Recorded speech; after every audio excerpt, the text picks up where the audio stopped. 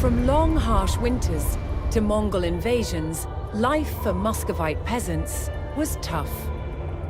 But they had one crop that was vital to their survival: rye.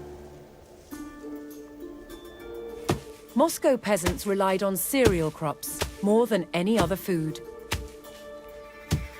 To separate the grain from the straw, cereals had to be threshed with a flail. This tool could also be repurposed for battle.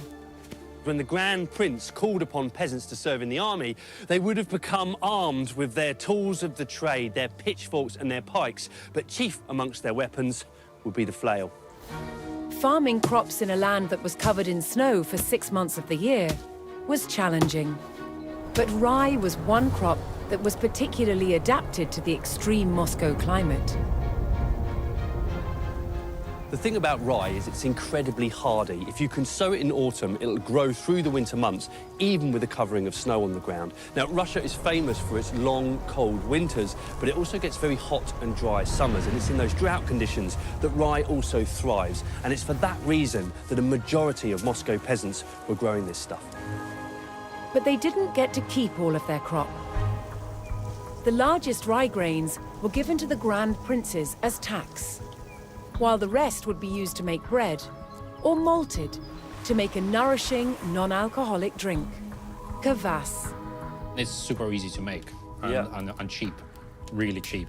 It's great for helping tired muscles recover, and it's just quite refreshing, and also helps control infections. Muscovite soldiers drank kvass as part of their daily rations.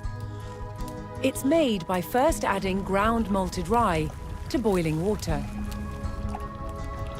After cooling, yeast culture is added, causing the mixture to ferment. This kills off any germs in the water. There you go. Around 3 days later, the kvass is ready to drink. The bubbles are really starting to come up now. Yeah. Just the yeast doing its work.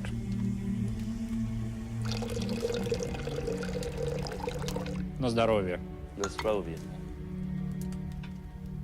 What are the special qualities of this drink, then?